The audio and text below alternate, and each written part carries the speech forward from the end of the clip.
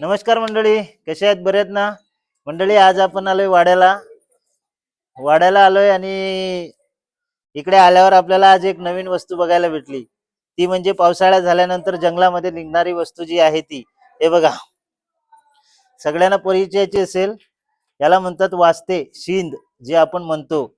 जास्त करून आपण वालाच्या भाजीमध्ये ही टाकली जाते आणि खाल्ली जाते. तर हे बघा, त्याची सुरुवात कशी असते. पाऊस पडतो, नंतर असे कोवळे जे बांबूचे रोपे आहेत, हे बांबूचा रोप आहे तो निघतो. त्याच्यानंतर ह्या साईजचा झाल्यानंतर तो काढावा लागतो.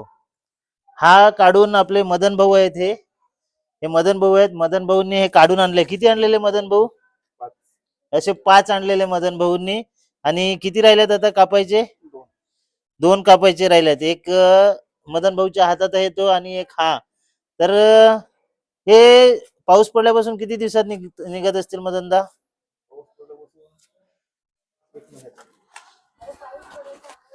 बघा, पाऊस म्हणतात जशी जागा असं तसं असं जशी जागा असेल तसं निघते. आणि मग हे कसं ओळखायचं का बाबा हे तयार झाले, एवढं काढू शकतो आपण? तसं ते ओळखणार कसं? असं जर आता समजा एखाद्याला काढायचं ही वस्तू जंगलातनं दिसली, तर कसं काय ओळखायचं बाबा एवढं? ओळखायचं माझा जास्त जसं एवढा झाला काढायचा. अच्छा, फार म्हणजे एवढा एवढी हाईट झाली का? जास्त मग हे आता कोवळं आहे का एकदम? एकदम कवलेत. अच्छा, म्हणजे हे काढल्यात मदनदानी, हे एकदम कोवळे आहेत ते काढल्यात. तर मदनदा, हे आता जे आहे हे काढून टाकलंय तू, तर हे का काढून टाकलं? ते 5 कडे काढून टाकलं ना. अच्छा, म्हणजे हे सगळं शेवटपर्यंत नाही घ्यायचं. नाही. म्हणजे हे कडक, जिथे कडक लागलं तिथून काढून टाकायचं. आणि हे कडक आहे ना? हे बघा, हे खालून आणलेलं काढून, पण ते कडक आहे म्हणून कापून टाकलंय. आणि जे कोवळं कोवळं आहे तेच घेत आहेत. आता ते बघा, ते कापायची पद्धत बघा ती कशी आहे. ही कापायची पद्धत बघा. आता ही ताजी आहे तर कशी वाटते बघा, किती छान वाटते. एकदम ताजी आहे ही बांबूची जी आहे भाजी, ही एकदम ताजी आहे, त्याच्यामुळे किती छान वाटते बघा. आता मदनदा, ही कुठल्या कुठल्या भाजीत टाकून खाऊ शकतो? वालात टाक, पूर्ण करून खा. अच्छा. चिकन मध्ये टाक. बघा, नुसती व्हेज मध्येच नाही, वालाच्या भाजीत किंवा कांदा टाकून ती तळली तरी चालते का? फ्राय करून. आणि मटन मध्ये पण? चिकन मध्ये, गावठी कोंबड्यात. अच्छा, गावठी कोंबडा आणि चिकन मध्ये. पण गावठी कोंबडा आणि चिकन मध्ये कसं काय बनवायची? अशी टाकायची आपली भाजी करू तशीच. अच्छा, बाकी अगोदर तिला बॉईल बिल करून काय काय घ्यायचं? काय नाही. Okay okay. मग आता हे किती वेळ लागला हे सगळं एक कापायला? हे आता जाऊन आणि कापायला 1 तास झाला असेल. 1 तास मदनदा बसला. असे 5 आणले होते, 5 मधून 5 आणलेले ना? 5 मधून 3 कापल्यात. आता ही एवढी भाजी निघालेली आहे मस्त छान प्रकारे. आपल्याला पण ती भेटणार आहे, आपण सोबत घेऊन जाणार आहोत. तर बघा, जे वास्ते, जे सीन म्हटलं जातं, ती ह्या प्रकारची असते बघा. पुन्हा बघून घ्या. आता हा भाग जो आहे तो हा पूर्ण कापून टाकेल का? नाही. मग हा घेणार. हे बघा, हे घेतलं जाईल. एवढं कडक वाटते आपल्याला, पण ते घेतलं जाईल. आणि मग अशा पद्धतीने ते लहान लहान कापले जातील. आता बघा, तो कडक भाग आला का तिथे? हा कडक भाग आला, त्याच्यामुळे तो बघा, तो मदनदाने कापून टाकायला लावलाय. हे बघा, हा कापून टाकला, कारण हा इथे त्याचा जॉईंट जसा आहे तो आल्यामुळे कडक आहे तो घेऊ नाही शकत, म्हणून तो कापून टाकला ना. आता कोवळा भाग परत घेतला, त्याच्यावरचं एक कवर अजून काढून टाकलं का? ओके. मग हे किती दिवस अजून भेटेल भाजी? हे आपल्या गणपतीपर्यंत? गणपती नंतर पण भेटेल. बघा, असं असते की गाव एरियात राहिल्यानंतर ज्या भाज्या खायला भेटतात, गावरान भाज्या, त्याच्यामधलीच ही एक भाजी आहे. जशी कंटोळी आहेत, आता कंटोळी पण खूप ठिकाणी भेटतात, तशी ही भाजी आज आम्ही वाड्याला आलेलो. योगायोग असा की मदनदाने हे काढून आणलंय आणि ते शिन तो कापून देतोय आणि आपल्याला भेटणार आहे. तर तुम्ही खाल्लंय का नाही खाल्लंय हे कमेंट मध्ये सांगा. पण आज हे प्रत्यक्षात बघून घ्या का कसं असते ते. तुम्ही आजपर्यंत बाजारात विकण्यासाठी अशीच बघितली असेल सीन जी आहे ती, पण आज प्रत्यक्षात बघून घ्या का भाजी ती कशी निघते. हे असं असतो आणि त्याच्यानंतर त्याला अशा पद्धतीने कापला जातो. आता हा जॉईंट आला, आता इथे परत कापून टाकणार का? कवळा बघा, हा म्हणजे असं नाहीये की प्रत्येक जॉईंट जो येतो तो कापलाच जाईल. आता कवळा आहे त्याच्यामुळे हे घेतलेला आहे बघा, तो कवळा आहे त्याच्यामुळे तो घेतलेला आहे. तर मंडळी बघा, अशा पद्धतीचा आपण म्हणतो की शहर हे आपल्या विकास कामासाठी आहे, आपल्याला पैसा कमवण्यासाठी आहे. पण ज्या अशा गावरान भाज्या आहेत त्या आपल्याला गावामध्येच भेटणार आणि त्याचा आनंद आपण गावामध्येच म्हणजे घेऊ शकतो. तर ही आज तुम्हाला आम्ही एक भाजी दाखवली. याच्या आधी पण तुम्हाला दाखवलेली मी एक भाजी, त्याच्यावर व्हिडिओ बनवलेला आणि आज हा व्हिडिओ.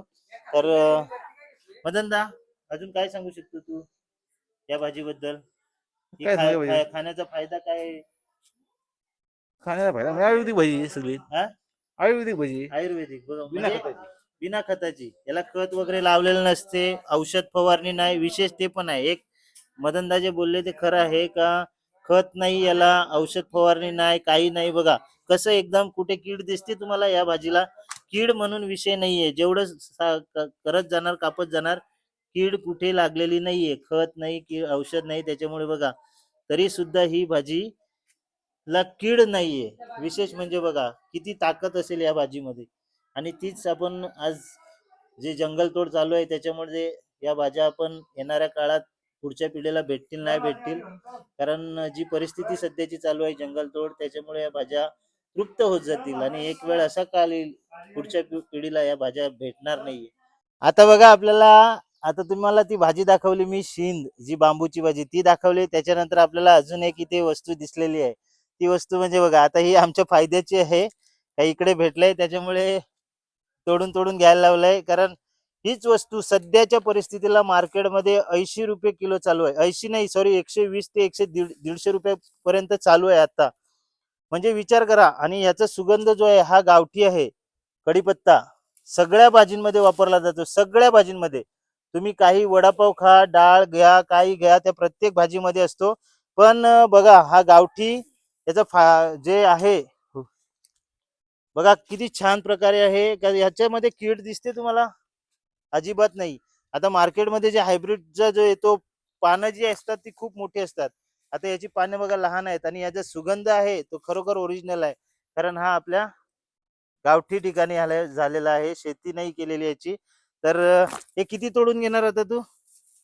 1 किलो. 1 किलो तोडून घेणार. बघा भेटलंय, जे आहे ते इथे वापरत नाही आणि आम्ही आज आलोय तर हे घेऊन जातोय. त्याच्यानंतर अजून तुम्हाला एक गोष्ट दाखवतोय, या इकडे. हे बघा तेंडली. जर तुम्ही तेंडलीचा भाजीचं झाड, झाड नाही म्हणता येणार, कारण तेंडलीचा जो वेल आहे हा वेळ आहे बघा तेंडलीच्या भाजीचा. आता ही गावठी तेंडली आहे, हे बघा लहान लहान लागलेली आहेत. हे बघा, हे बघा इथे लागलेली आहेत, हे गावठी तेंडली आहे. इकडे लागलेली आहे, त्याच्यानंतर इकडे फूल पकडले बघा, या फुलाला इकडे आहे. हा तेंडलीचा वेळ आहे. तर हे गाव एरियामध्ये राहिल्यानंतर हाच फायदा आहे की आपण आपली जी जागा आहे तिथे आपल्याला हवं असलेलं प्रत्येक झाड लावू शकतो. आता हे पेरूचं झाड आहे आणि याच पेरूच्या झाडावर हा वेल आहे बघा तेंडलीचा. तर त्याला अजून तुम्हाला मोठं तेंडली दाखवतो. हा बघा, हा वेल जो आहे हा तेंडलीचा आहे. त्याच्यानंतर हा पसरलेला आहे पूर्ण पेरूवर, त्याने पसरून घेतलेला आहे, साम्राज्य उभं केलंय बघायला गेलं तर तेंडलीने. तर अजून एक जाड तेंडली जी झालंय मोठी ती बघा, ही बघा, हे गावठी तेंडली. ही जी झालंय ती, हे बघा, दिसते का? त्याच्यानंतर अजून तुम्हाला दाखवतोय तेंडली, अजून याला 2-4 ठिकाणी लागलेली आहेत. ही बघा या साईडला, ही बघा कौलावर, इकडे 2 तेंडली लागलेली आहेत अजून. आता याच्यात या या छोट्याशा या झाडावर, पेरूच्या झाडावर हे तेंडलीचा वेळ पसरलेला आहे. आता याच्यातनं जर 2-4 दिवसांनी बघाल तर एक भाजीची तेंडली इथे भेटणार. म्हणजे ह्याला पण कुठलंही खत टाकलेलं नसेल, जे गोवर आहे, शेण ते टाकलेलं आहे, म्हणजे त्याच्याच ताकदीने ते झाड बहरतंय. कारण त्याला जो आवश्यक असलेली गोष्ट आहे ती शेणामधून जेवढी ताकद भेटते ती कुठल्या ह्याच्यातून भेटते नाही. आणि त्याच्यामुळे ते झाड बघा किती हिरवगार आहे. याला पण, या झाडाला पण आपल्याला कुठल्याही प्रकारची कीड दिसत नाहीये बघा तुम्ही. भले पेरूचं झाड आहे, त्याच्यावर त्याने स्वतःला आधार घेऊन ते वर चढलेलं आहे मस्त प्रकारे आणि तेंडली झालेली आहेत. आता वरती बघा खूप सारी फुलं आलेली आहेत तेंडलीच्या वेळाला. तर अशा पद्धतीने आपल्याला इथे आज 3 वस्तू अशा भेटल्या का ज्या आपल्या आहारात येतात. जे शेंगची भाजी आहे ती आपल्याला पावसाळ्याच्या टायमातच भेटते. कढीपत्ता आहे जो प्रत्येक भाजीमध्ये वापरला जातो आणि एक झाड पाहिलं ते तेंडलीचं. धन्यवाद मंडळी.